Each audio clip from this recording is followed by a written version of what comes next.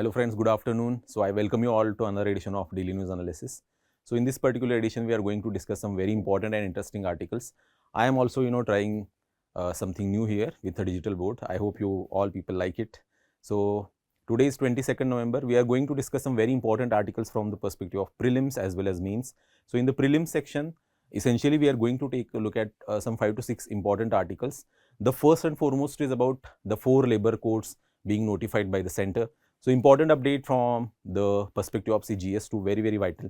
Another important article is about unified security regulations for the seaports, particularly our seaports. The major seaports are currently essentially get the security from the CISF, but obviously considering all the other important ports, although if not major ports, when it comes to on the India's coasts, particularly the security of all these ports is very vital.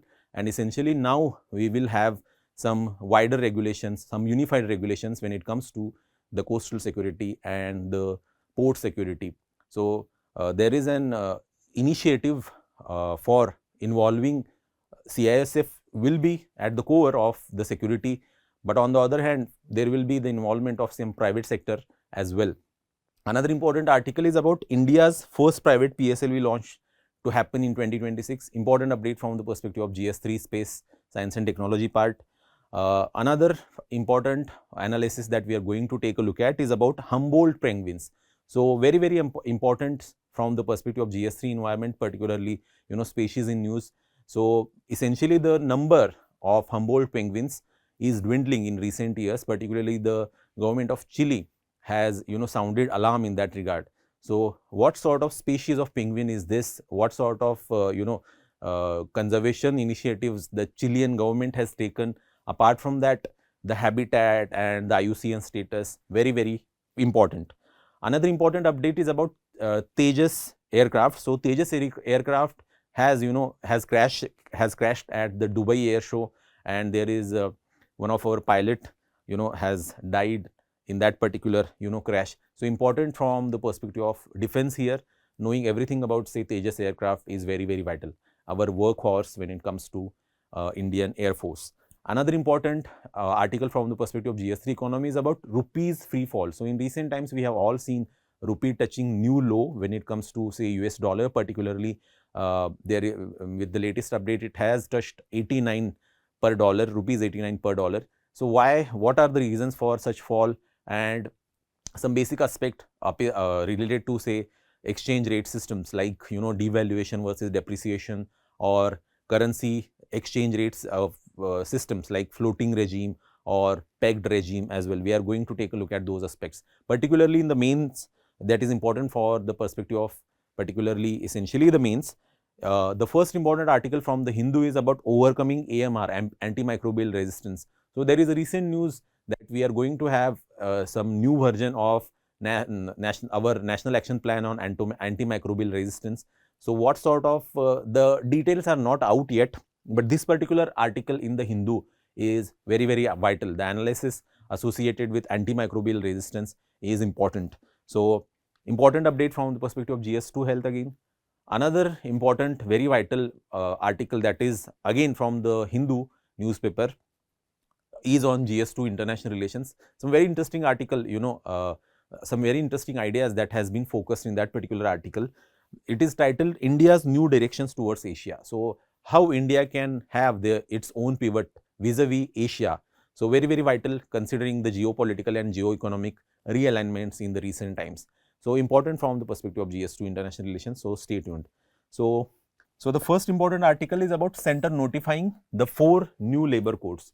So essentially the labor code and the operationalization of it is very controversial issue. In recent times we have all seen the opposition by the labor unions and some labor groups to the operationalization of these new codes. But the news itself is about the basic codes is very old. Center essentially has passed these 4 labor codes way back in 2019 and 2020. So the analysis of what it contains is there essentially, but we have all know what exactly is there. So I am not going to go into the granular details of all of these 4 important codes.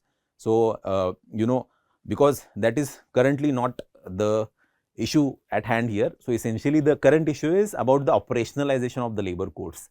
So, why I am not going into the granular details of these codes is because each of these code is has actually subsumed very important and very archaic labor laws. So, essentially, and they have changed some provisions and they have added new provisions, and they have totally sort of circumscribed earlier some of the important provisions as well.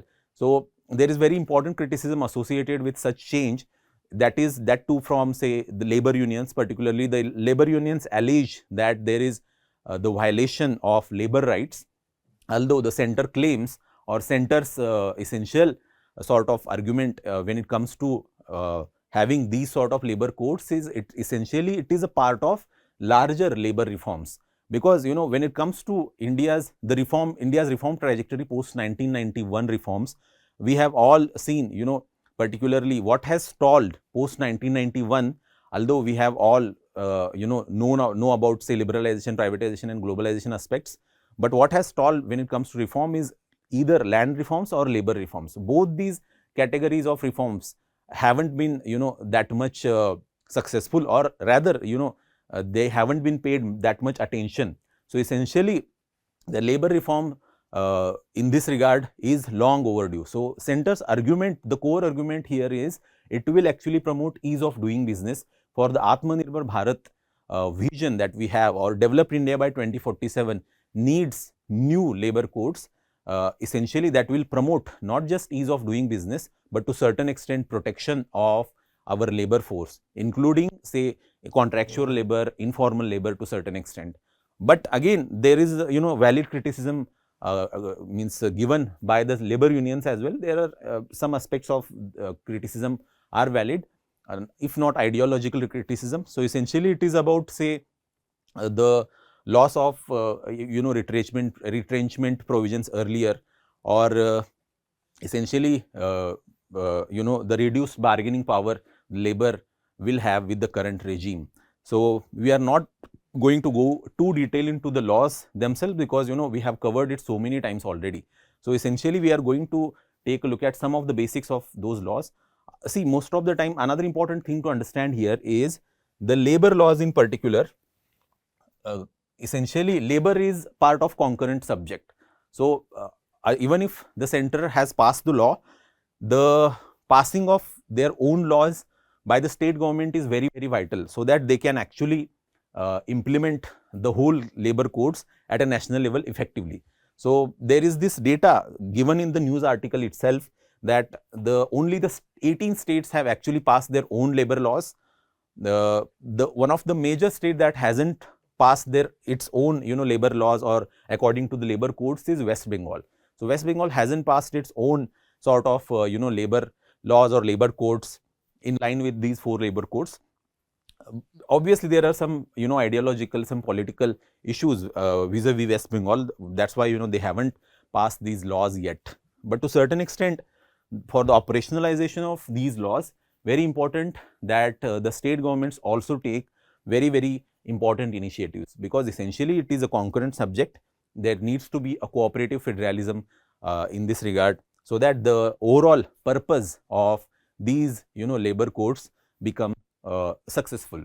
So, essentially what has happened now, there are 4 labor codes that has been operationalized. See, the first and foremost, there is a code on wages that we can clearly see. There is a code on wages particularly, that is the first and foremost important code. Another important code is Industrial Relations Code of 2020, Code on Social Security of 2020 again, and another very, very vital code is on Occupational Safety, Health and Working Conditions Code. So, that is also of 2020. So, these are all codes and the provisions of these particular codes have been in news all these years, like 4-5 years, 5 to 6 years even. So, essentially there is a lot of discussions about the specific provisions. We are not going to go into those specific provisions here. So, let us look at some of the broader provisions which the government touts as very, very vital, or they are pro-labor sort of. Although, as I earlier said, there are some criticisms associated or given by the labor unions in particular. So, what the major reforms talk about here is including and extending universal social security coverage for gig workers. See, most of the time there is this argument that the current code will include gig workers in its ambit. So very, very true, very important from the perspective of, say, overall, social security for the gig workers. We have all seen the platform economy in particular growing in recent years, like, you must be actually buying stuff from various, online aggregators or online companies or online sort of platforms like Zepto, or you must be, ordering food from Zomato or Swiggy also. So to certain extent, what it shows is gig economy is growing. On the other hand, the condition of working condition in particular of the gig workers is an issue. So there are many state government initiatives that are specifically there for the welfare of these gig workers. Like, very famous is the Rajasthan government in particular has taken initiative in that regard. But now what has happened is the 4 labor codes themselves will take care of the gig workers. So that is very, very important. Another important is promising gender pay parity, expanded rights and safety for women workers. Very, very important. That is also, that is part of occupational safety, health and working conditions code. So women labor have been taken care of. Another important is giving statutory backing for minimum wage. So this important aspect is very, very vital. So it guarantees minimum wage, not living wage, it guarantees minimum wage. Remember that. And introducing fixed term employment. So this also is very, very important. Somewhere down the line, what happens is labor codes are essentially meant, or there is a general perception that labor code is essentially meant for formalized employment, or it will not benefit, say, contractualized employment. So because there are earlier codes, means earlier we used to have so many codes, like 29, currently 4 codes have actually subsumed very important major 29 laws. But there are means state level regulations as well that are there since, say, colonial times. So to certain extent, it is an exercise in decolonization itself. But apart from that, this particular aspect of fixed term employment is also very, very important. So trade unions opposition is there. They have called it anti-worker and pro-employer reform. So to certain extent, there are some valid criticisms. I already told those valid criticisms to you. Apart from that, the codes which came into effect on Friday replaced 29 fragmented laws. This important aspect is very, very vital, many of which date back to pre-independence and even post-independence eras like 1940s and 50s and 1930s also to certain extent. So it is an exercise in decolonization. Prime Minister Mr. Narendra Modi described these reforms as one of the most comprehensive and progressive labor-oriented reforms since independence. This is very, very true. Labor law reforms is always politically very, very problematic for any sort of regime. So essentially, the operationalization of these regime shows the success of the government. See, earlier agri reforms are also very important area where the government tried its hand, but certainly it doesn't work out that way. So agri reforms have been at the back burner now.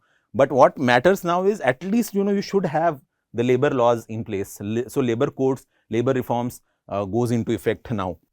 So it is one of the most important piece of legislation, or one of the most important piece of say reform since post-independence times. So these are some of the 4 important these are 4 codes and these are subsumed laws. I am not going to go into too much detail because of the time paucity here. See, most of the time code on wages, what it has subsumed, this particular which laws it has subsumed is very, very important aspect from the perspective of prelims. So remember that code on wages has subsumed these 4 important laws like Payment of Wages Act, Minimum Wages Act, Payment of Bonus Act, Equal Remuneration Act, etc., etc. Another important thing is about Occupational Safety and Health and Working Conditions Code of 2020. So this particular act and what sort of laws it has subsumed now is very vital, like Factories Act, Minimum Wages Act 1948, Motor Transport Workers Act, Interstate Migrant Workmen Act 1979, and others have been subsumed under Occupational Safety, Health and Working Conditions Code on Social Security. It has actually also subsumed Employees Provident Fund and Miscellaneous Provision Act of 1952, Employees State Insurance Act 1948, Payment of Gratuity Act, particularly Maternity Benefit Act, or Unorganized Workers Social Security Act of 2008. These are some of the acts that has been subsumed under Code on Social Security. So there is an ease of say understanding the laws also. Remember that. So another important aspect is Industrial Relations Code of 2020, Industrial Disputes Act, Trade Unions Act, and Industrial Employment Standing Order Act of 1946. So these are some of the acts that have been subsumed. See, very, very important. You must remember each and every one of these acts and what laws are subsumed under which code. Very, very vital. So another important aspect here is about these are, this is just the visual here about all the codes that I just mentioned. So as I said, the labor codes introduce the concept of fixed term employment. So I will just mention what is the meaning of fixed term employment here. So because it is interesting as well. So under which employers will be able to hire workers directly under a fixed term contract with the flexibility to tweak the length of the contract based on the seasonality of the industry.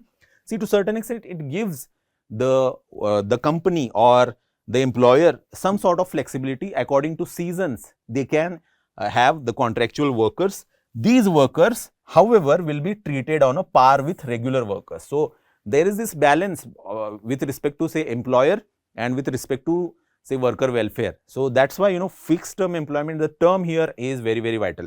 So you may get a question in that regard going forward. So see, as I earlier said, the government has actually published an full page advertisement in the newspaper also.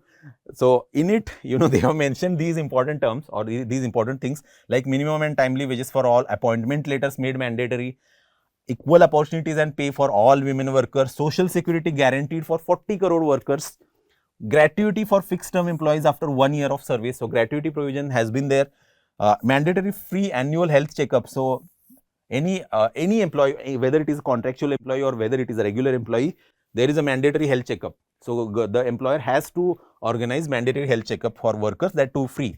100% health security for workers in hazardous sector in particular. So these are some of the important aspects of say the labor laws. So as I said, I am not going to go into too much details of it because of the time paucity. Another important aspect is the comparative aspect, comparative changes that has been brought in, like pre-labor reforms, the pre-labor reform times, and say what has changed, what will change now. So this particular aspect is, this particular chart here is important. So just go through that particular chart. I am not going to go into too much details of it. So this is very important practice question for you. Just comment your answer in the comment section to this particularly important article here. So the next important article is about unified security regulations for seaports. See, important update from the perspective of coastal security here. You may get a question directly when it comes to means particularly coastal security, important part of internal security. But apart from that, from the perspective of prelims particularly, important to know each and every major seaports in India and who actually provides the security to them. So what has happened now that government is planning to unify the security architecture or regulations for all the 250 seaports. Although there are only 13 major seaports that has been designated that way. There are 13 seaports. See, major versus minor ports and the difference between them is very, very vital. Obviously, major ports are actually regulated by the central regulations, and there is a very specific designation, and that has been done through the central ministry. Essentially, there are 13 designated major ports. Remember that, very, very vital, and you must know each and every important port, and there is a PYQ. So in PYQ corner, we can clearly see here. So I have mentioned the PYQ as well, like in recent times, it is a PYQ from 2023, like the port, and it is well known for. So it is a factual information about ports. So you must know some factual, very interesting points about say major seaports particularly, and very, very important say but famous minor ports as well. So like Mundra port, one of the largest privately owned port in India, and Visakhapatnam port as well. So to certain extent, these the seaports here from the perspective of prelims and location of them and some important facts are very, very important. But when it comes to the news itself, let's look at the basics of the news. So what has happened now is, to plug the gaps in coastal security particularly, the central government has designed CISF as the security regulator for over 250 seaports in the country, senior government officials said on Friday. So essentially, earlier what used to happen is only 13 major ports used to get the CISF security, but now all the 250 major ports will get the security from the CISF. The government intends to actually deploy a sovereign entity at private seaports which handle cargo, the official said, bringing them under a uniform security architecture. So essentially, there will be a sovereign entity. We don't know what will exactly that sovereign entity will include or what sort of structure it has, but there is a plan for sovereign entity so that it may handle the security at the private seaports particularly. To begin with, at least 80 seaports that handle the exports and import of goods will be regulated by the CISF. Another important part is seaports which handle cargo will see presence of sovereign security force. The CISF currently provides security to all major seaports across India. So going forward, CISF will be the major sort of security providers for all 250 major and minor ports. But apart from that, there will be one sovereign entity that will also take care of the security part as well. So see, means I have mentioned here the CISF and its overall role when it comes to coastal security. You can go through it. That I'm not going to go too much detail in this regard. Another important aspect is what is the current reality. So currently, what has happened is there is no uniform security framework for seaports, with security often managed by private agencies and local police. So at many minor ports, there is an involvement of local police. The state government, state police also takes part overall in the security of the ports. But coastal security being important part of say internal security, and we have all seen the threats associated with particularly coastal security and terrorist threats emanating from it. Very vital is to have some sort of unified structure, because there is no uniformity when it comes to the seaports particularly.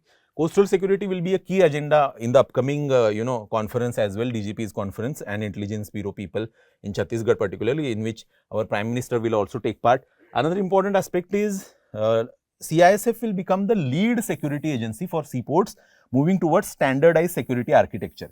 So CISF will lead, but there will be sovereign entity going forward. So this much information will be enough for you from this particular article. Just remember that particular important fact here. So another important aspect from the perspective of say prelims here, know what exactly are these 13 major ports. As I earlier said, there is always question on the locations and some important facts associated with major seaports. See, 13, there is a Kandla first and foremost. There is Kandla port, there is Mumbai port, there is Nhava Sheva, then there is Marmagaon, there is New Mangalore, there is a Cochin, there is a Chennai port, and there is Ennore. See, Ennore is a Kamarajar port. Tuticorin or V.A. Chidambaram port, Vishakhapatnam port, Paradip, Kolkata port, essentially called Shama Prasad Mukherjee port, Haldia dock complex also. So to certain extent, these are the major ports, and essentially location of them we already saw in that particular chart. So just know the locations.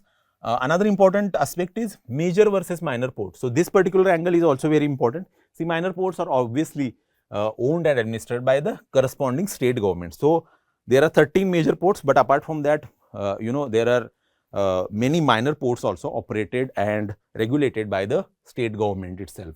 So you can see the numbers. So when it comes to major ports, there are 13 major ports, while there are around 200 plus minor and non-major ports. So essentially, security, let's look at the security aspect of it. Typically secured by CISF and central agencies when it comes to major ports, but when it comes to minor ports, there is an involvement of state police associated as well. So there is no uniformity per se, but there are many minor ports, important minor ports, particularly Mundra, Hazira, Dahej, Pipwa, there is Dhamra, Krishnapatnam, Kakinada. These are important, minor ports themselves. And there are privately owned ports as well. So essentially, very important article. Some important and unique facts means is mentioned here in this particular slide. So biggest port by cargo handling obviously is a Nhava Sheva port, Jawaharlal Nehru port, Nhava Sheva port. It is the largest container port in India. Very important fact. Already there is a PYQ on that particular fact. There is a Kandla Deen Dayal port, Deen Dayal Upadhyay port in Gujarat, which handles the highest bulk cargo like oil, coal, fertilizers, etc. And then deepest port, which is the deepest port in India. It is a Kochi port in Kerala, natural deep water harbour capable of handling large vessels. There is oldest port, Kolkata port, SPS port, operational since British era, since 1870s. It is the oldest major port in India. And obviously, there are privately owned ports or managed ports, Mundra port for that matter, Pipavav port also in Gujarat, which is another major minor port as well. So, very, very important, some interesting and important fact about seaports. So, this is interesting practice question, just comment or answer in the comment section. So, the next important article is about India's first private PSLV launch likely in early 2026. Important update, you can already see in PYQ corner, we have the PYQ in this regard. Particularly, the PYQ talks about say PSLV and basics of PSLV, GSLV, etc.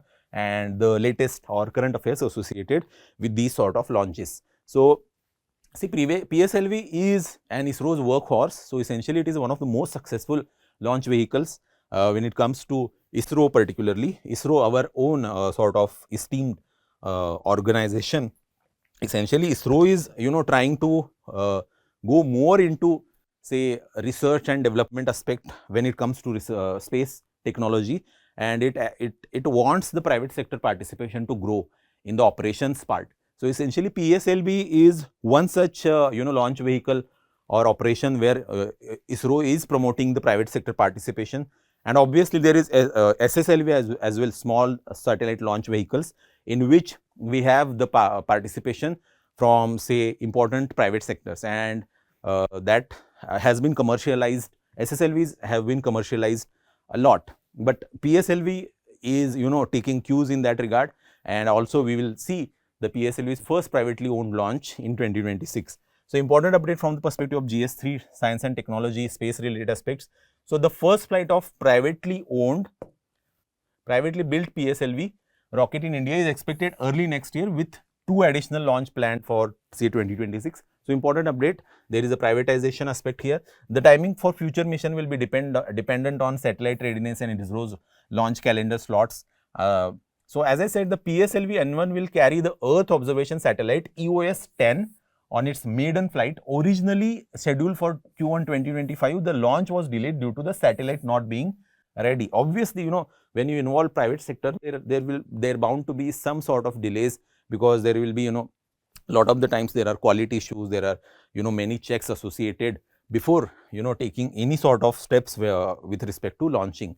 So, essentially we will see the first private launch when it comes to PSLV. So, ISRO's commercialization push is in this regard is very, very important.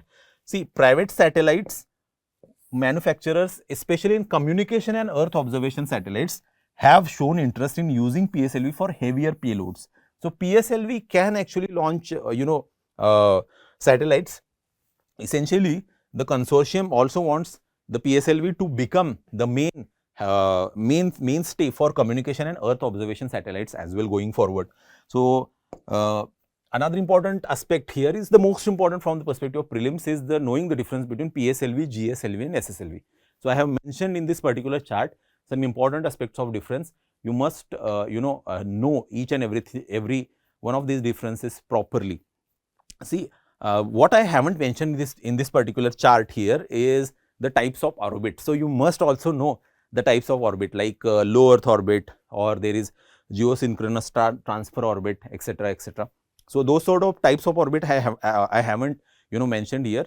Obviously, means I have just mentioned the basic difference between the launch vehicles PSLV, GSLV and SSLV. Purpose is very, very important. PSLV launch satellites into polar sun synchronous and low Earth orbit. So, that's the that's the speciality when it comes to PSLV.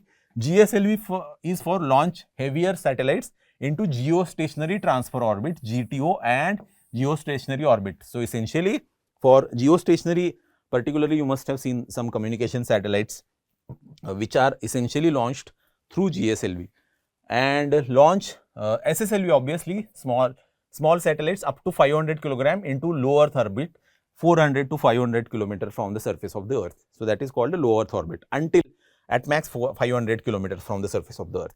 So, see, the purpose of each of these launch vehicles is clearly mentioned here, remember that. Another important aspect is payload capacity.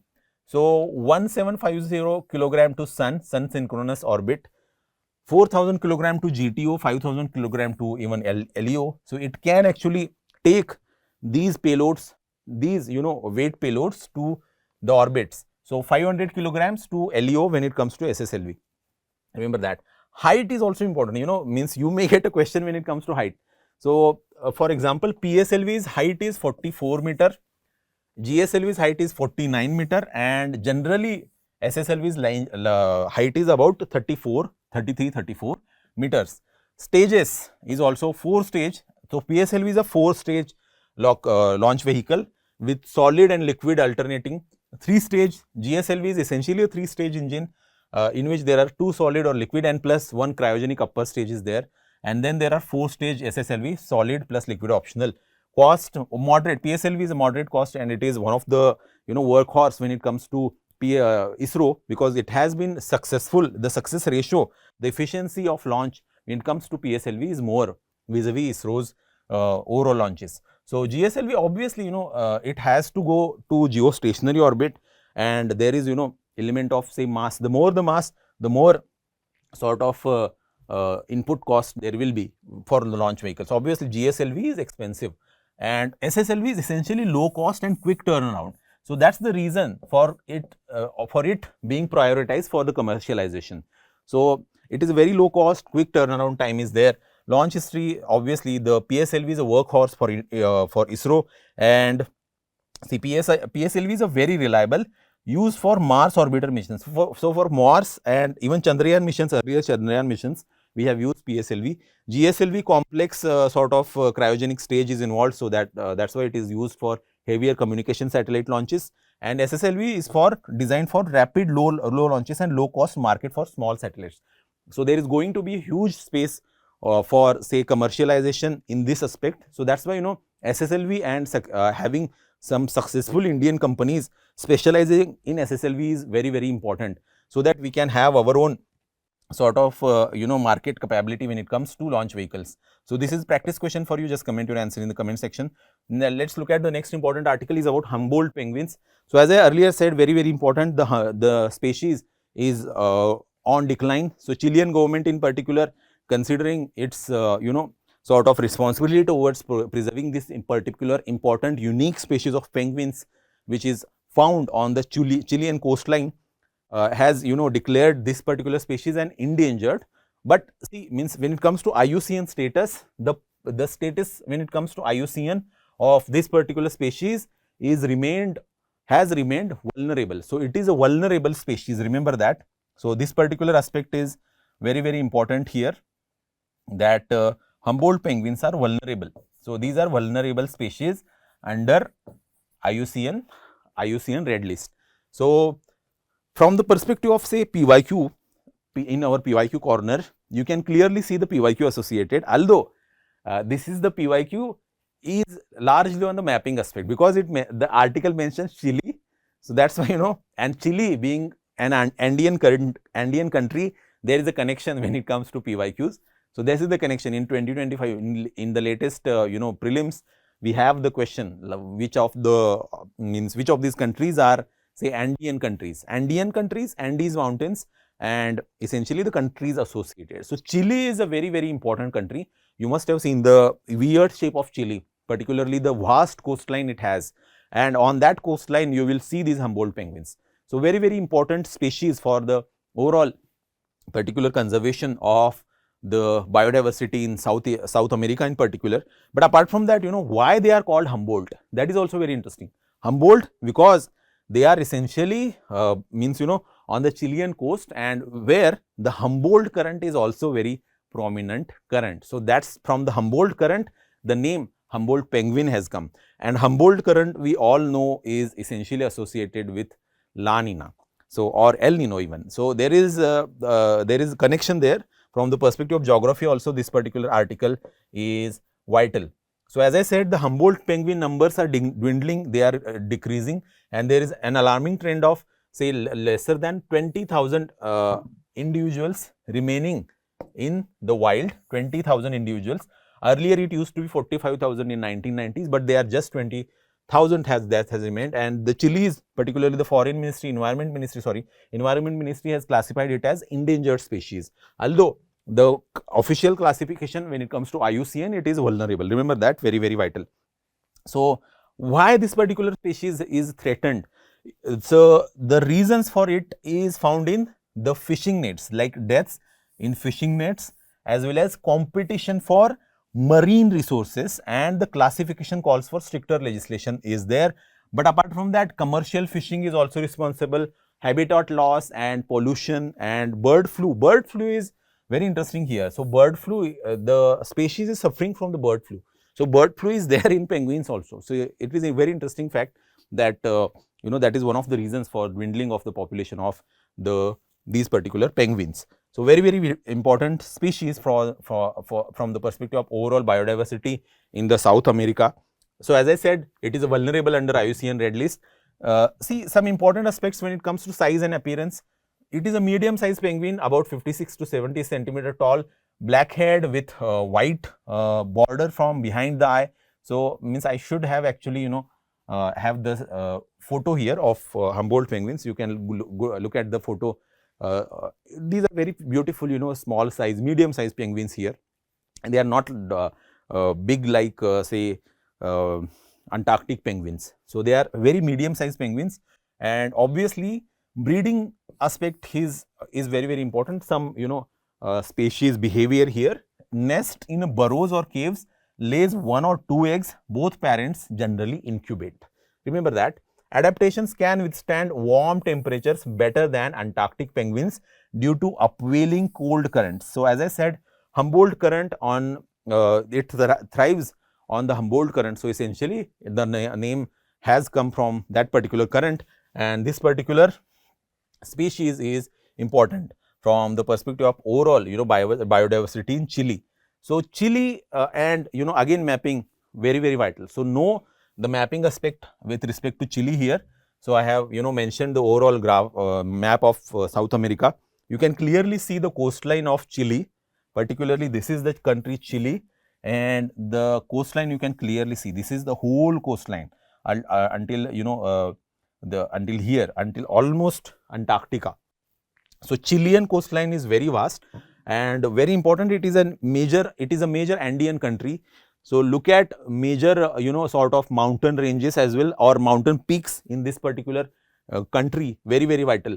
So, apart from that, obviously UPSC has already asked the countries associated with Andes mountains.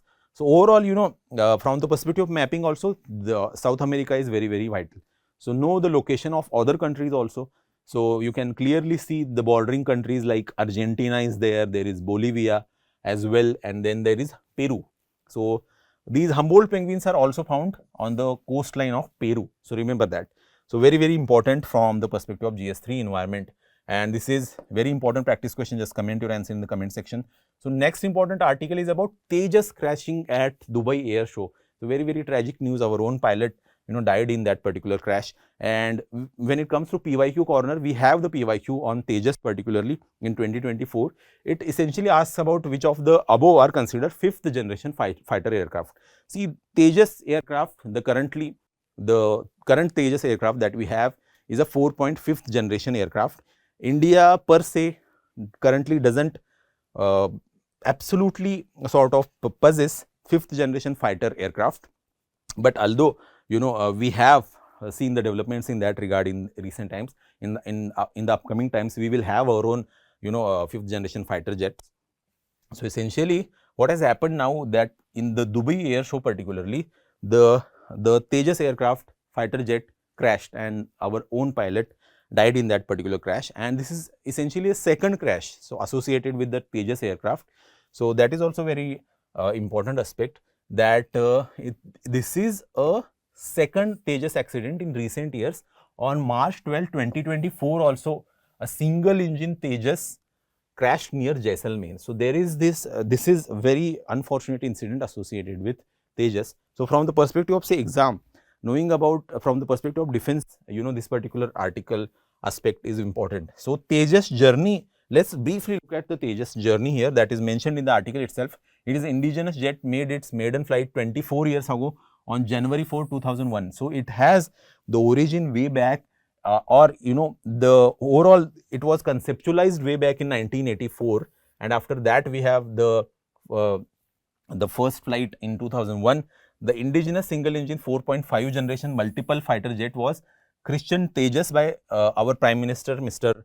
Atal Bihari Vajpayee in 2003. So, it was actually the word Tejas is coined by Atal Bihari Vajpayee, our legendary Prime Minister in 2003. So, this is also very interesting fact. So, just remember these are remember these such important facts here.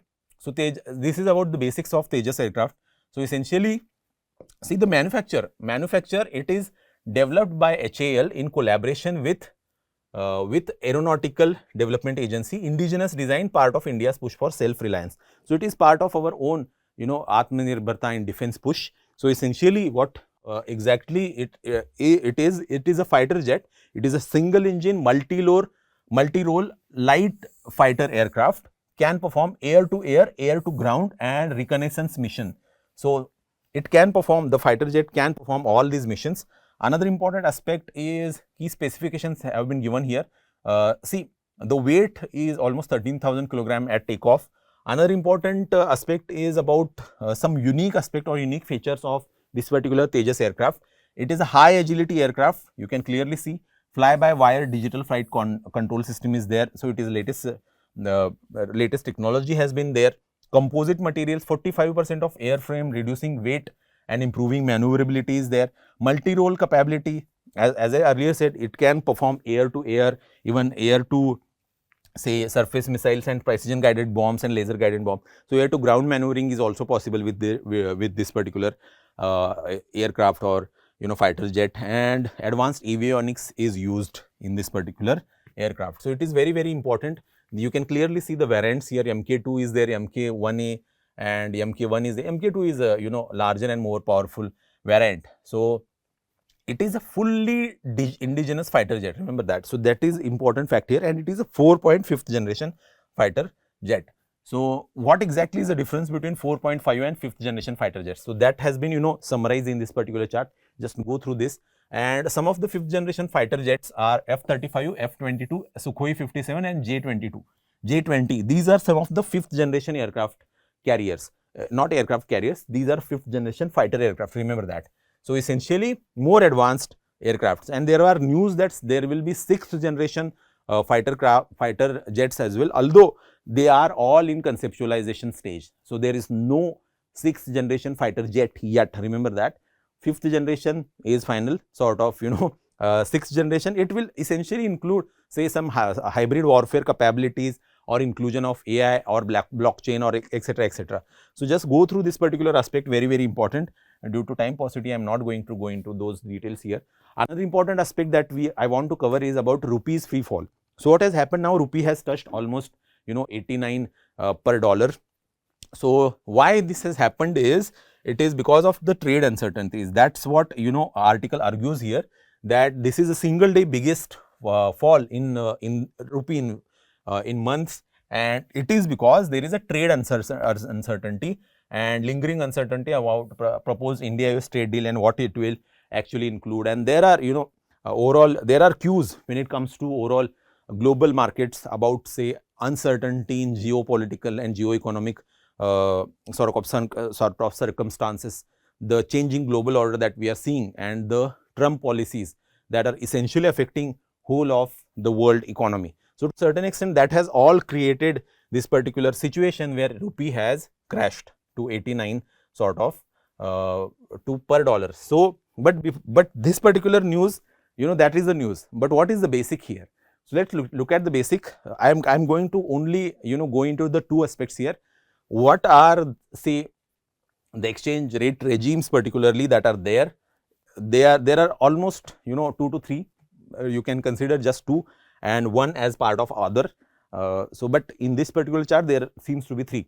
So, there are fixed or pegged exchange rate system, currencies pegged to another currency like USD or basket of currencies. Essentially it is according to the the rate of dollar, it will change. It is pegged to the dollar's rate.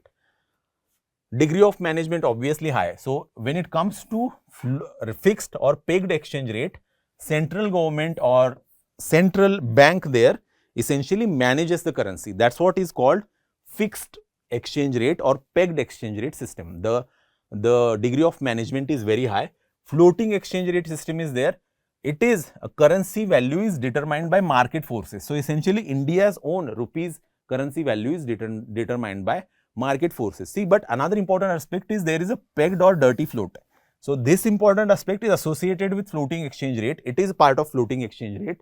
So, essentially what has happened, whenever there is, say, seems like a huge fall in rupee or there is too much fluctuations or too much instability in the currency market, RBI may intervene. So, that's what makes it a managed dirty float. So, the floating system or the currency exchange system is still floating system. It is still determined by market forces. As you can clearly see, the rupee crashed because of, say, market uncertainties or tariffs of, say, Trump. But another important, if the rupee goes beyond these, RBI's toleration limit, RBI will intervene through its various tools. So, that's why it is called a managed floating system. That is a dirty float. So, essentially the degree of management is low unless it's managed float. Degree of management obviously is there when it comes to floating exchange rate system associated with Indian rupee. So, another important aspect is what or how depreciation is different from, say, devaluation. Obviously, devaluation is, say, fixed, pegged, or depreciation of the rupee is a floating. You can clearly see depreciation happens because of, say, means market forces. So, essentially market force is responsible for depreciation. See, let's see Indian rupees fall. So, it is because of, say, market forces. There is no direct involvement of any central bank or government. So, essentially it is a depreciation decided by the market forces. But when there is a devaluation, government or central bank itself devalues the currency. So, that is what is devaluation. So, there is an active participation in devaluing the currency, but in depreciation there is not this is not so, it is market determined. So, this much is enough.